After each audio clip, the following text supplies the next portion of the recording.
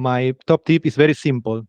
Speak topics that you are passionate about, which many people actually somehow violate that rule. No matter how many presentations you have seen, there can be a topic that hundreds, thousands of speakers already talk about, but every person has a different stories, has a different experience, has a different perspective, insights. So just pick what you are really passionate about.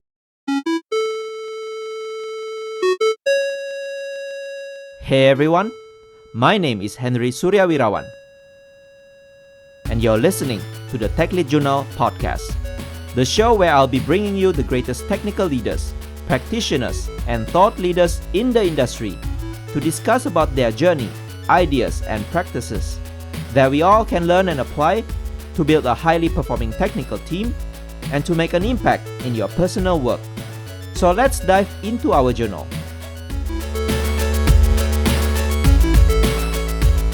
Hello again, my friends and my listeners. Welcome to the Tech Lead Journal podcast, the podcast where you can learn about technical leadership and excellence from my conversations with great thought leaders in the tech industry.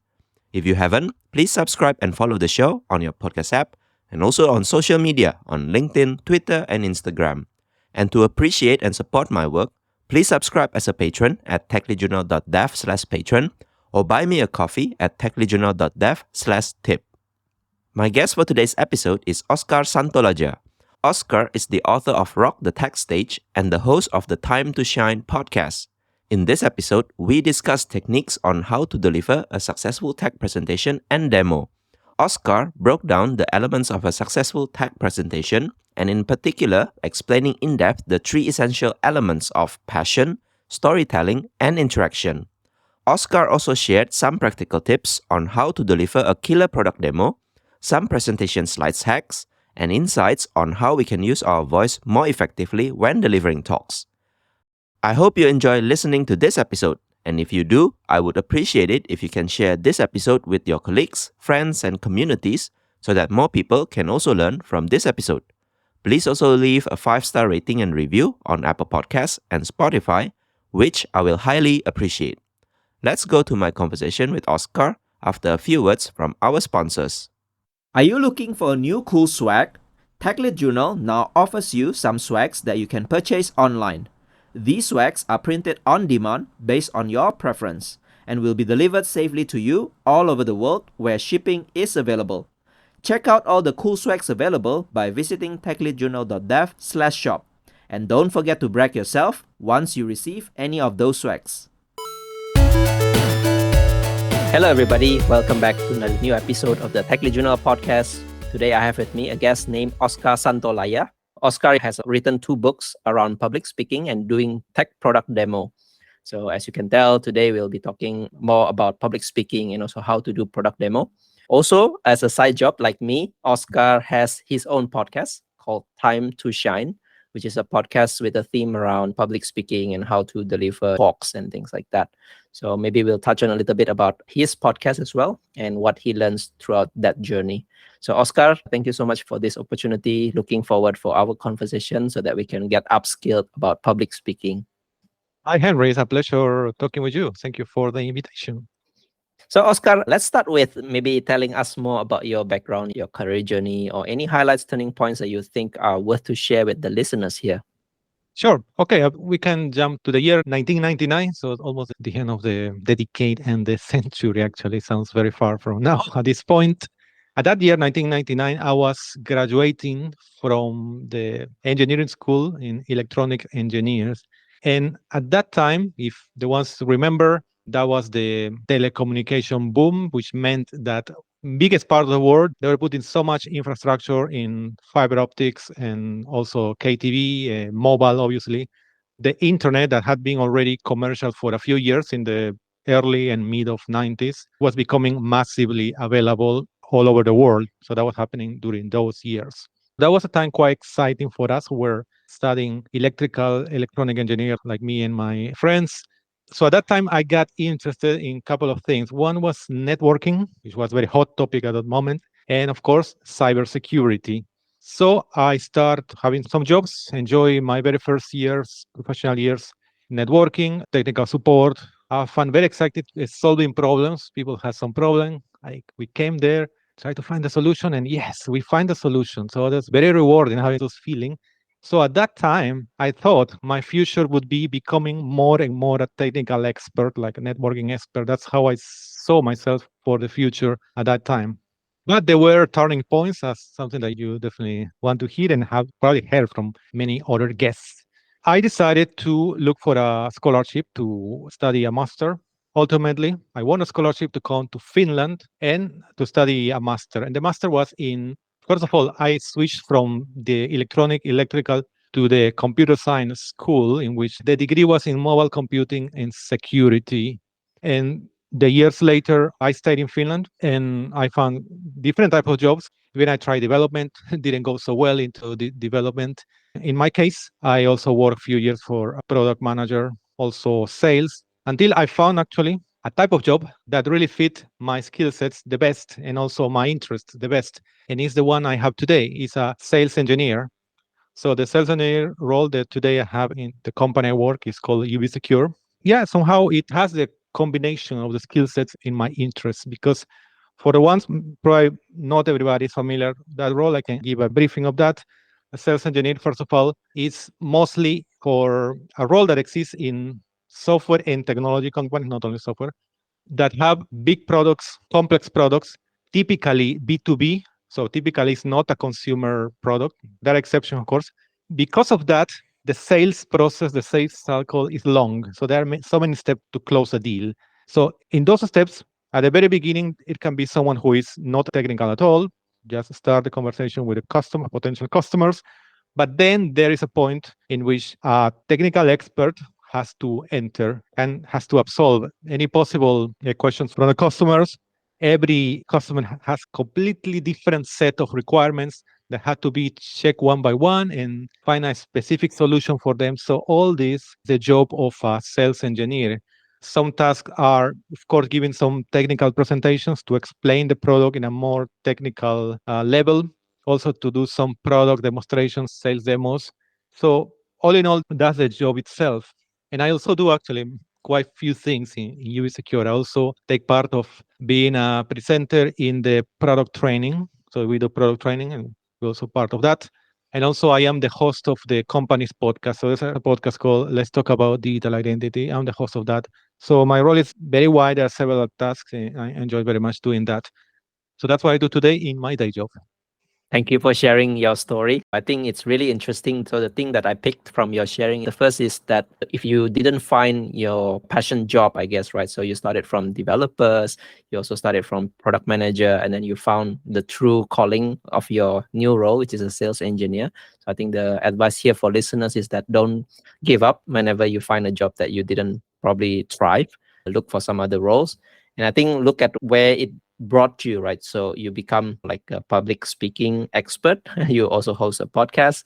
You also do a lot of product demos. I work with sales engineers a lot in my previous role as well. I think it's one of the toughest job having to close the sales, especially if the product is a high expensive product and very complex. I think it's never easy. So I really commend you for that. Thank you. I guess which brings me to the topic, right? You seem to be doing sales engineering and doing a lot of product demos. So you wrote the first book about product demo and the second book, which is about Rock the Tech Stage, which is more about doing public speaking for tech industry specifically. So tell us maybe the storyline. How did you come up with these two ideas of the book? Is there any storyline from your sales engineering role?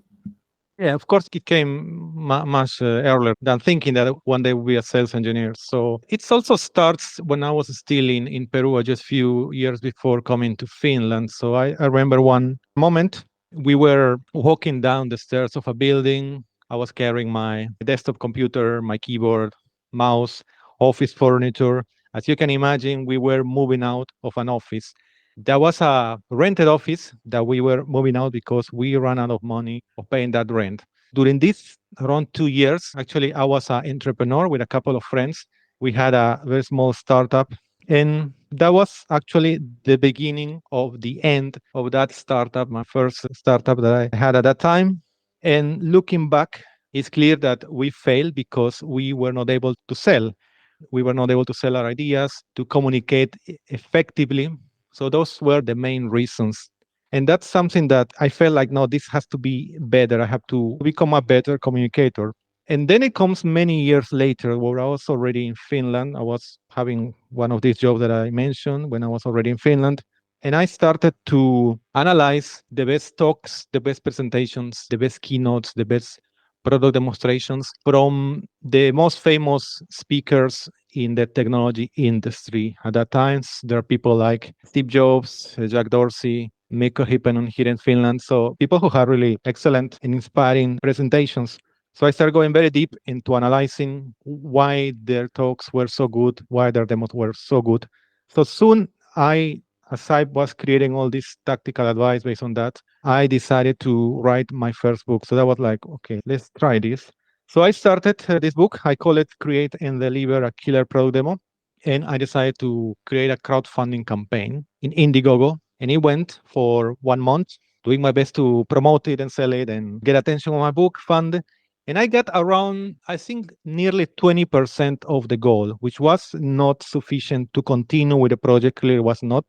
So I had to make a decision if I give up and I give the money back to my supporters or find my way to continue. So I decided to continue. And the following year, I was self publishing the book. So I self published the book, which was, of course, a small victory at that time, something achieved. Yeah, so it was good. I had the first version of that book. But something completely unexpected happened. A few months later, one executive from a publisher called A Press contacted me. They fund this crowdfunding campaign. They found the video on Indiegogo. And also they realized that I had finished the book. So I had my website for my book. So they decided to contact me and told me, oh, we realized this. So would you be interested in having a call with us and to discuss the possibility of you write another book, or we can actually republish this book? So that was the beginning. I republished a book with them, and that led me the opportunity to have the second book, Rock the Tech Stage. So that was, let's say, my journey of how I became a writer of these books, both of them very focused on the technical audience, technology industry, how people can, in the first one, how to create great product demonstration. And the second one is much more general, how you can, how I call it, rock the tech stage, have really amazing presentations that will inspire people. Wow, thanks for sharing the story. I think it sounds really interesting, right? You started by Indiegogo campaign, a crowdsourcing platform, and then you decided to self-publish, and then A Press, the publisher, found you. I think you didn't have to go through all this tech selling, I guess, to publish your book, but I think it also tells a journey where you actually know the elements how to probably sell your so-called tech products, right? Which probably is a good segue to bring this topic. So what do you think are some of the elements of a great tech product demo or great tech speak? Because you said that you have analyzed multiple people who have successfully delivered keynotes or product demos. So maybe if you can highlight some of the key elements that you think are most important for us to know about public speaking and tech demo in general. Yes. So yeah, I would refer more to my second book, Rock the Tech Stage, because in that one, I really start to pay attention what are among every single skill or trick or secret that the speakers have in their repertoire. So what are the top? So I say, okay, I will find the top based on my analysis, and I will go deeper into those for the book. So the 10 that I have in the book are, I will read it. The first is story. We have killer demos, closely related to my first book. Metaphor, data visualization, passion, props, presentation hacks, interaction, staging, and memory. So those are the 10. Now, obviously, every speaker combines a few of them. It's very rare that somebody uses the 10, but most of them have at least three very, very strongly. They really are good in at least three, four of them. And there are different combinations, of course. I'll start with the three essential secrets, and then we can go to one of the most, let's say, advanced, because there are some that are more basic that you have to have, and others who are more advanced if you want to go in one direction, specific direction. So for me, the three more essentials are, first of all, is passion, second is storytelling, and the third one is interaction. Now, passion, actually, to be very honest, when I had to deliver a book proposal to A Press, I had 10 of these secrets, and passion was not there. At that time, I didn't feel it's something that we have to pay attention. But actually, when I started going deeper with the interviews, with the more analysis, yes, passion is in every single speaker needs passion, and the successful speaker have it. Now, In terms of passion, there are two names, for instance, I can mention. There's one lady called Katie Bauman. She was the leader of the team of computer scientists who created the very first image of the black hole, which was unveiled, I think, 2019, if I remember correctly. So she appeared in TEDx 2 years earlier, and she gave an amazing talk, not only explaining complex topics, these algorithms, image processing, etc., to a wide audience, very eloquent, but also she made it with an enthusiasm that you very rarely see in speakers. And she was so passionate talking about the project itself with the hope that that would become a successful project, and also how she loved the space technology, etc. So she was really impressive on that. And I also noticed in some interviews when she's interviewed, the way she speaks, yeah, that passion is contagious. And there's one executive in Microsoft that is also very often praised about his passion, not only about his good presentation skills, but his passion. He is the VP of the Microsoft Surface family of products, the tablets and other devices. So these are two persons that really stand out. And how you make sure that you show passion on your presentations. And my top tip is very simple.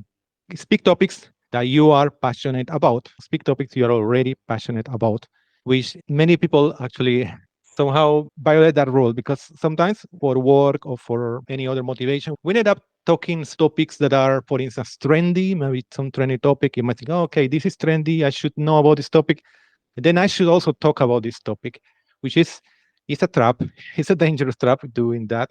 The best is that you just talk about what you're really passionate about, no matter how many presentations you have seen or know that there have been. There can be a topic that hundreds, thousands of speakers already talk about, but every person has a different stories, has a different experience, has a different perspective, insights. So just pick what you are really passionate about, because if you are passionate about something, you already have the stories. It's something you have already been talking with your friends, colleagues, most likely. You can easily find the story, you easily find the motivation that will lead you to success. So that is the first one, the first of these top three secrets, if we call it. The second one, now you capture the attention of the audience with your contagious passion, but also you want that at the end of your talk, people also remembers what you say. And the best tool for people to remember what you say is telling stories. Telling stories, particularly in the technology industry, I often call that we have to humanize technology with stories, because often talking about technology can be dry. It's difficult. Often it's complex. Often it's dry. It's difficult to connect. It's abstract. So that is very difficult to connect if you speak just literally trying to explain concepts in that way. So the best is to connect with the stories. That's why I call it humanized technology. Also, stories, a good reason to use stories is because they are memorable. What you want is that people not only like your story, remember your story, but they start retelling your story to others, retellability of your stories. And another element to use stories is because people, your audience, wants to know you as a person. So take that opportunity to tell also about yourself, show who you are, show your motivations, why you are speaking, why you are doing the job you do, why you are in that project. Because the more people know about you, the more people will like you. And the more they like you, they will be more willing to buy your product, try your, I don't know, tool, API, or just spread your ideas. They will spread your ideas further if they know more about you. Of course, storytelling is a huge topic. So there are many things to learn. You need, for instance, collect stories, collect personal stories, collect also someone else's stories, because you can use some other stories as well.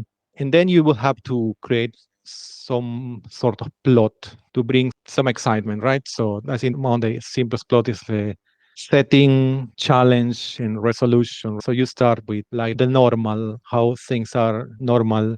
For then there's a challenge, some problem, and then there is a resolution. So how you or your product is solving that product. So has to be some storytelling arc there. So there are several elements. There's a lot of really great books about storytelling, go very, very deep. So I absolutely recommend you to keep learning. I mean, there are so many of these books about storytelling that I recommend you to just to get acquainted with that, because the tool is super important. It's probably the most important tool that you can use. And then besides the stories, one thing that has become also very important, more important than ever, especially in the last, let's say, 4 years, 3, 4 years, that we are having a lot of remote presentations, virtual presentation, online conferences. We need to interact with the audience better because it's so easy in this virtual context that often you don't see your audience. You don't see your audience, so it's very, very difficult to know what they are doing, to know if they are engaged, how you can react. So it's very difficult in both directions. For the audience, for instance, it's more easy to get distracted. And for the presenter, it's also, yeah, it feels so weird not get the feedback, not see the faces. There are, of course, some tools that help you to do that. One tool, very simple, is about use of questions. You can use call and response questions in which you ask a question. There is one talk by Greg Young. He starts with a question something like, how many of you have been in a talk about writing code? He pauses, and of course, some people raise a hand. Some say yes. Yeah, that's the response. And then he said, how many of you have been in a talk about refactoring code? Similarly, you get some response from the audience. And he uses that type of dynamic for the rest of the talk. And then he uses a different type of question as well.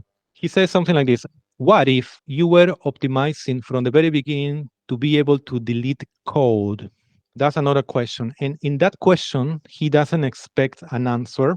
He expects that the audience, by hearing that question, to say, what if? Okay, let me think.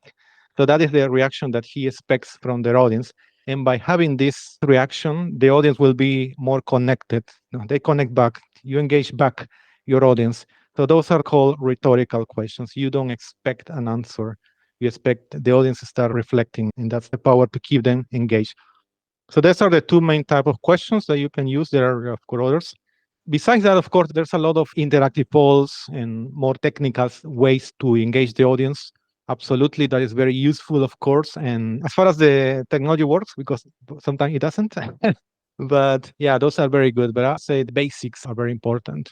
And also, one final thing about audience interaction, especially in the virtual environments, is that try to look at the camera because you only see the camera when you interact with the virtual conference tool as much as you can, which is a skill that we are not trained for that. We have not been trained for that. I mean, only the TV anchors, the TV people, they are used to be looking all the time on the camera, but the rest of us not. So that's a skill that we need to try and become better.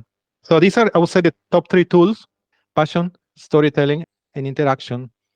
Wow, I think when you explain all these three tips, right, I can relate to my public speaking experience as well. So maybe if we can just go slightly deeper one by one. Passion. I have experience also before giving a talk on some topics or product that I wasn't really passionate about. I think the result was something different actually. Yeah, you can tell if the speaker doesn't have energy, or you can also feel that you cannot engage the audience much better compared to if you are talking about something that you're really passionate about. So I think you give a very good tips such that we should actually give presentation or talk or demo if we are passionate about the topic or the product, right? I mean, you can try bringing up topic that you probably don't have passion about, but I think the people can tell. And even for yourself, you can also tell that the energy might not be there when you speak about it.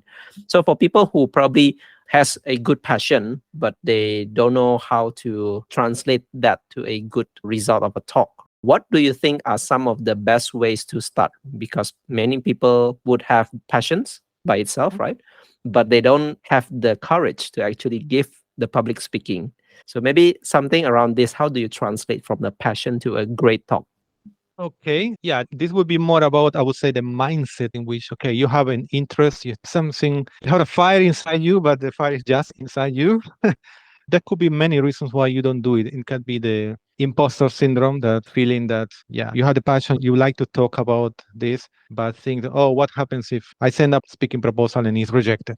What if this happens? Or what happens if I go to the stage and I get a difficult question? So I think it's more about the mindset that people are thinking is stopping them from doing that. That would be one main reason why people don't do it. What I would recommend is to start sharing some of these stories about what you're passionate about. Start talking with your closest friend when you have a like a dinner, coffee breaks with your colleagues. So start talking gradually. You can start talking in internal meetings with your colleagues as well. So I think start talking and get some feedback, because especially those struggle stories that you might have had when you, for instance, you had to learn something, you had to finish one difficult project, you get some lesson learned, and that lesson learned can be very valuable if you share with someone else.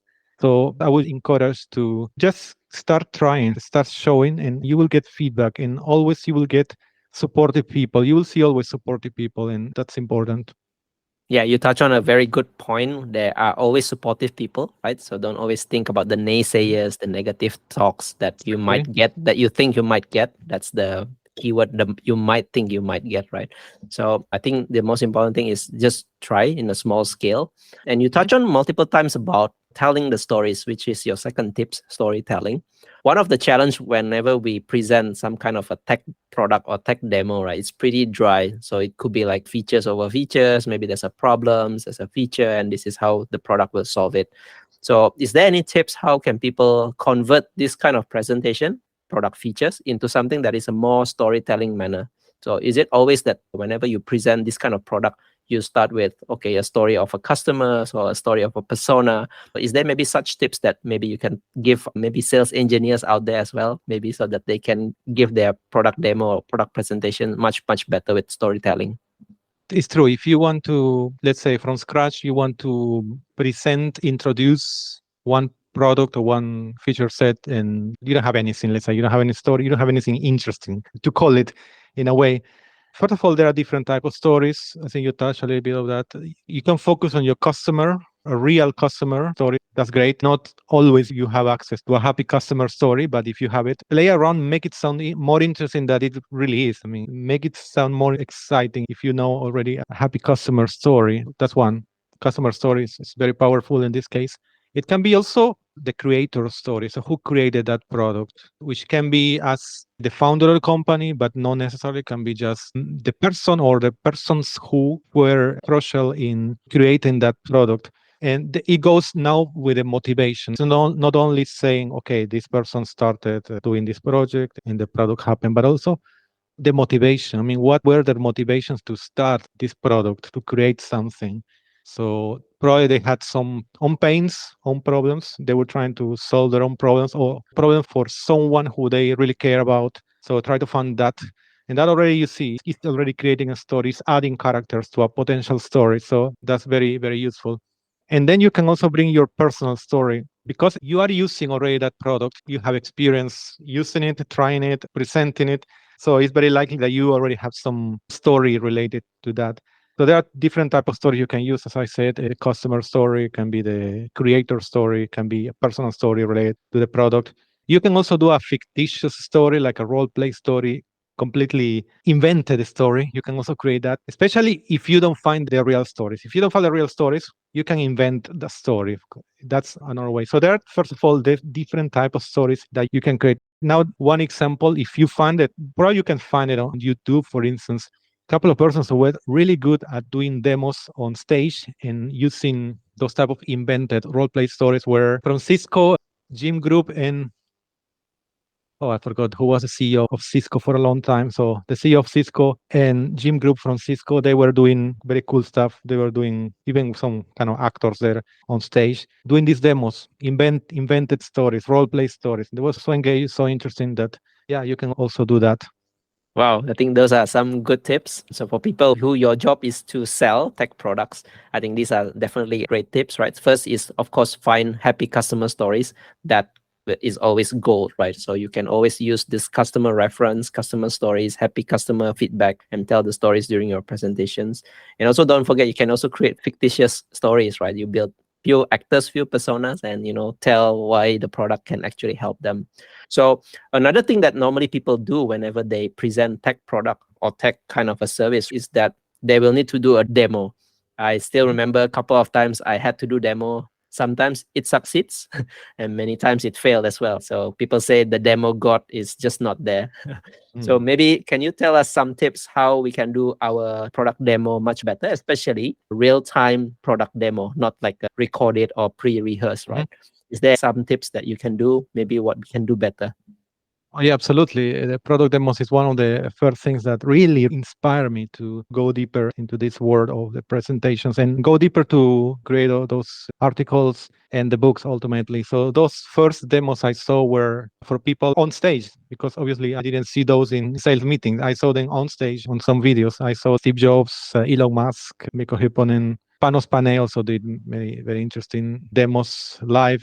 So for me, what I capture at that moment is that one of the most important elements is the creative touch. You need to create. You really need to creative and find something that nobody has done. And it's possible to create what I call the wow moment. So a very fraction of the whole demo in which people will remember just those few seconds.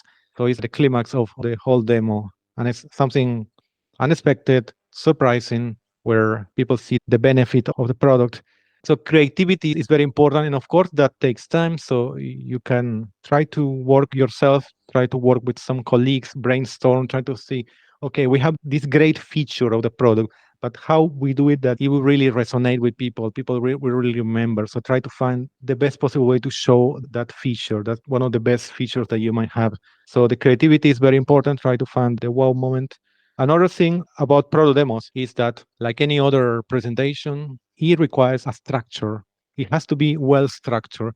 Actually, I can tell you that the generic structure I put in my book about product demos is you need to have a beginning, you have a middle, and an end. So in the beginning, one thing you can do is to introduce the presenter. So you introduce yourself or someone introduces you, but the important thing here is that that shows credibility, why you are the one person showing that demo. The other thing is, the next thing is giving some context about where you're coming, because one error in some demos is that you see the speaker says, okay, now I'm going to show you a demo. And then the speaker shows the, let's say, the browser, and start quickly moving, blah, blah, blah, moving around and very quickly showing. And the audience was like, what? Wait a moment. When did you start? So it's important that in very few words, just one or two phrases, you give some context saying, okay, we are going to present this feature in this context, something very, very short. So people have a bit of a clue what is coming, what is expecting. And then it comes the core of the demo, in which I recommend, especially for very important demos, write a script. So write a script of the demo. Normally, I visualize the script in two lines. One line is what you say, because you have some phrases you are going to say. No, you don't talk too much, but you have to say some while you are showing the demo. And on the other column, write down what you are doing, because you have to have it very clear what you are doing. So I have to put this password. I'm going to show this and hide this.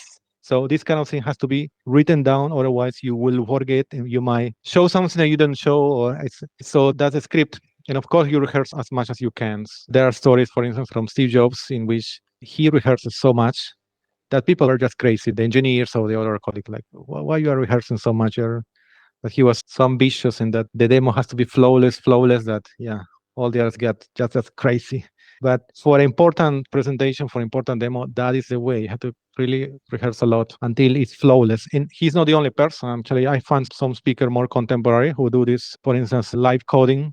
And they have said in some interviews, yeah, I rehearsed it 100 times. That's why it looks very flawless now. Yeah, so it is. You have to rehearse a lot. And the wow moment, as I said, try to find a moment that will stand out of the whole demo. And to close, so in the closing, you can just finish the demo. Let's say you finish the demo, you finish what you're showing on the device or in the browser. One mistake is saying, okay, that was the demo. Thank you. So instead of doing that, you have to do two things. You can still do two things depending on the agenda. But one thing is reiterate what you just shown. So saying few words, I just demonstrating how my product excels in these features in this context. So just very shortly reiterate what you just done, because it might be that some people didn't get it completely. They saw it, look cool, but they didn't completely get it. So you help with that. And the very last thing, depending, of course, on the context, call to action in which you said, okay, now you have seen this. Now it's time to, you can download my tool, you can buy a product, you can pre-order, etc. So that's how a demo, I think, should end in most cases. Wow, I think even your briefing sounds like a product demo already, right? It's very, very encouraging for people. So I think I like in particular the writing a script where you provide two columns. One is what you say, and the second one is what you do. Because I also did a live demo, coding demo previously. Sometimes when you're in the moment, especially when things doesn't work, right? You may actually forget what you need to say, or the other thing, you know what you have to say, but you don't remember what you have to do. So I think having these things definitely help, and rehearse. I guess that's really key as well. Rehearse such that it becomes a natural thing. And maybe if I can just give one more tips is that don't forget that you are showing this to the audience. So don't just do the demo by yourself, right? And you do all the shortcuts with a very quick manner. People might be lost in all the sequence that you have done in a live demo. So another question that I have normally is the pet peeve for any kind of tech presentation or presentation in general is about slides, right? So any tips here how we can do much better product or tech speaking with slides? Yeah, slides are a tool that is very common. You don't always have to use them, but it's a powerful and common, very common tool. A few things. First of all, when you have to make a presentation, don't start with an empty PowerPoint or Keynote or whatever slide deck. So don't start opening a new document and start typing. Right? So that's how many people do actually. But start with pen and paper or some other ways in which you can take notes. You can organize your ideas. So make sure you organize your ideas first, make some basic structure. Then, after that, when you have your points, you have an idea what you would like to show, then go to PowerPoint or Keynote and start creating the slide deck. So that's for me, it's essential to start that. Another thing that is very useful is also the templates or slide templates, because that will help you to keep the same style on the different slides. Because if you want to create, okay, I create one more slide, then I have to copy paste the whole structure of that slide. So if you have template, there will be like several slide types that you can just choose the title or quote or graphic. So different slides that just are ready. The organization is ready, and the photo you want to insert is going to be in the right place. So this is very important, and I know that not many people do it that way. So it's important. Try to learn about how to use templates. One tip I can also give you is that you can have one PowerPoint slides file just dedicated to accumulating interesting things. Because if you are going to have in the future some talk, you might need some new stories, new visuals, new supporting material. It's good if you have this slide in which you only connect information. For instance, today you read some news, someone shares with you interesting thing, take a screenshot, copy paste there. You don't know if you're going to use it in the future. Just accumulate the images there. That file might grow a lot, but the day you need for a new presentation, that image, oh, I should get the photo of this or the screenshot of this, might be already on that file waiting for you. For instance, in cybersecurity, there are the hacks. There are attacks in which suddenly, yeah, one service is down, one website is defaced. So if you know, you can go now, take a screenshot, keep it, because that will be fixed in a few hours. Or if you want to talk about that attack in a few months, well, you don't have that screenshot. So unless you save it for the future, you will not have it. So it's just an interesting tip to keep in mind.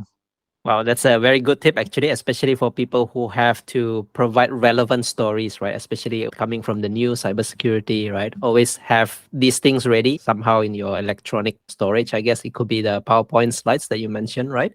It could be also like all these LDR tools, or maybe even like note-taking apps. So I think that's a very cool hack, so Yes. that you can actually collect all this, and one day if you need it, you can just search. Yeah, don't forget that the tool must support searching.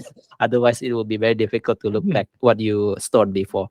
So thanks for sharing all these tips. I find it's really relevant. And in your book, you have so many other tips. So for people who are interested to learn more about how you can give killer product demos or doing great public speaking, especially related to tech products, please feel free to check out the book.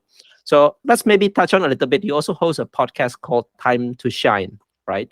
And the theme is around public speaking. So you have hosted this maybe for about 2 years now. Is there anything that you learned interestingly from the guests that you brought to the podcast? Something about public speaking which might be counterintuitive to what we know normally?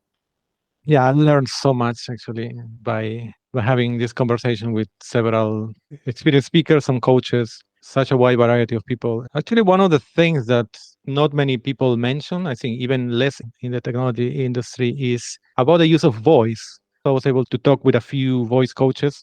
Well, some of them specialize also in singing, but mostly in speaking. So voice is super, super important. Also, learn on my way how to have a better voice. One thing is, for instance, how to like your voice, or if you can call it love your voice. I mean, when I started the first recording of the podcast, I was like, yeah, that's my voice. Yeah, that's my voice. But then, of course, you start improving. Sure, you have had the experience, and then you start feeling, yeah, my voice sounds good, and I like my voice. But it's important to learn more about your voice. So if you can also read a book about the voice, because it's a musical instrument. It's an instrument that, so if you want to play, for instance, guitar, you need to tune it. You have to be in good shape, tune it, and then play. If you take a guitar that has been in the storage for 20 years, of course, it's going to sound horrible. So your voice has to be in good shape. And a couple of things to have your voice in good shape. First of all, something is related to breathing.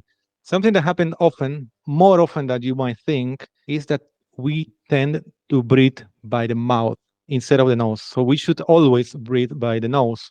One of the reasons is that when you breathe by the mouth, your throat, your vocal cords get dry, very quickly get dry, and that will make you cough or will just feel that it's dry. I'm sure many of you have experienced that you're speaking for, let's say, 20 minutes and, oh, I need to drink water because it's super dry.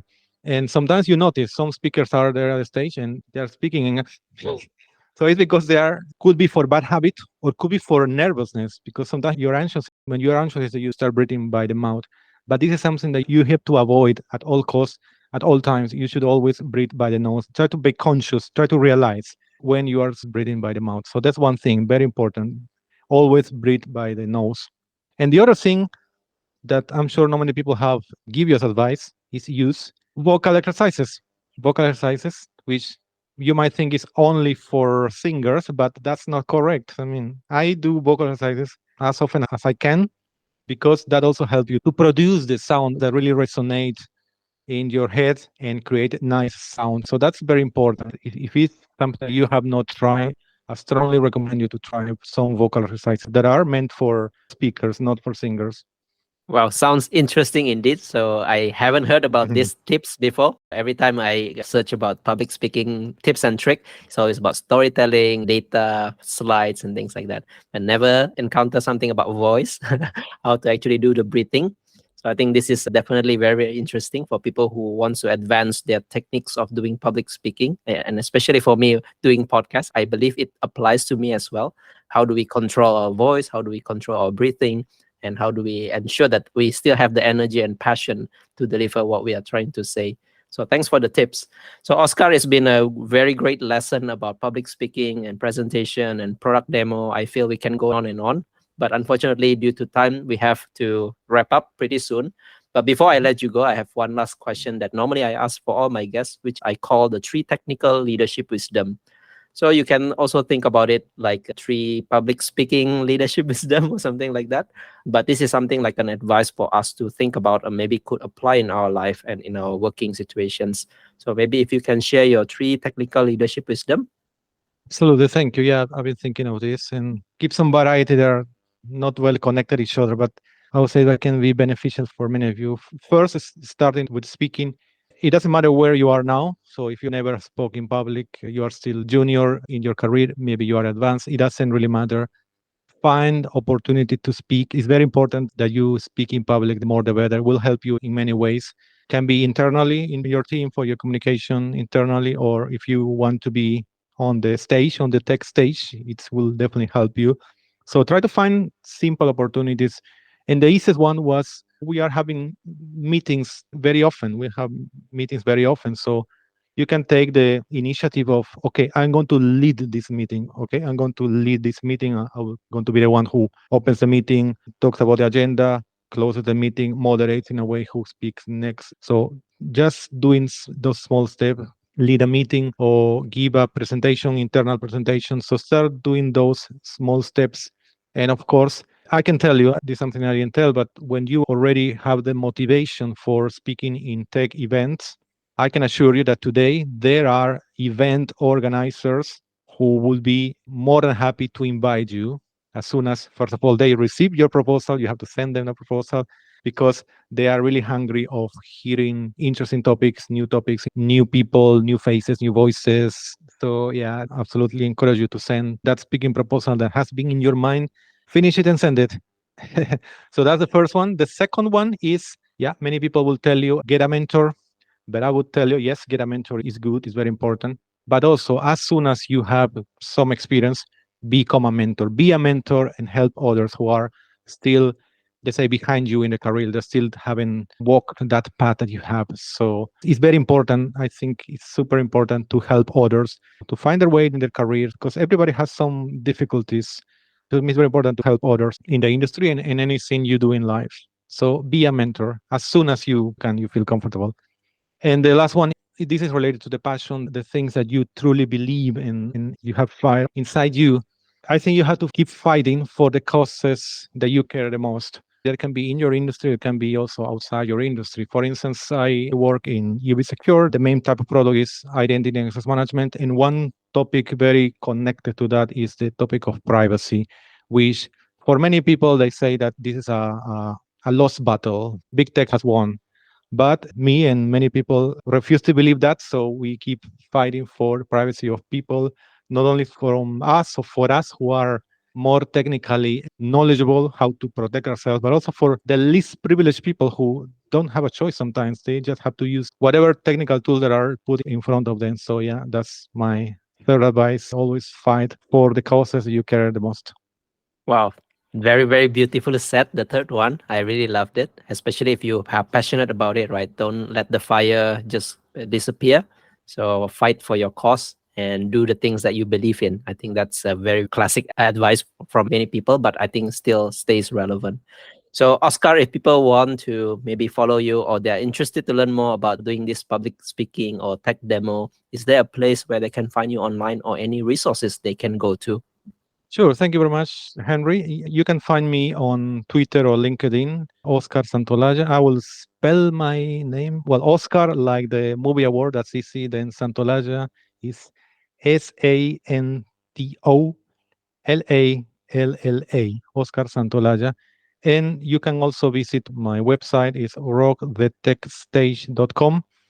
And I have a special offer for your listeners, in which I have my online course called Rock the Tech Stage on Demand, which is an actionable course. It's a byproduct of my book, Rock the Tech Stage, but it goes more into the how to do things with a lot of templates and how you can start from zero, come up with your topic, the best topic for you, and how to structure a talk, how to add all these skill sets, passion, and how add storytelling much more in deep. And finally, how you can write a winning proposal that the events organizers are going to be happy to invite you. So for that, we have a 25% discount for you if you use the coupon code Tech Lead Journal, like the podcast Tech Lead Journal. And the website is rockthetechstage.com/on-demand. Thank you for sharing that. I'll put it in the show notes definitely. So I think many people would be benefited from this, right? And be able to use new techniques from you on how they can deliver their speech much better. So thanks again for sharing that. So Oscar, it's been a pleasure. Thank you for sharing your story. I think I learned a lot from you as well today. Thank you very much, Henry. It was a real pleasure talking with you. All the best. Thank you for listening to this episode and for staying right until the end. If you highly enjoyed it, I would appreciate if you share it with your friends and colleagues who you think would also benefit from listening to this episode. And if you're new to the podcast, make sure to subscribe and leave me your valuable review and feedback. It helps me a lot in order to grow this podcast better. You can also find the full show notes of this conversation on the episode page at techleadjournal.dev website, including the full transcript, interesting quotes and links to the resources mentioned from the conversation. And lastly, make sure to subscribe to the show's mailing list on techleadjournal.dev to get notified for any future episodes. Stay tuned for the next Tech Lead Journal episode, and until then, goodbye.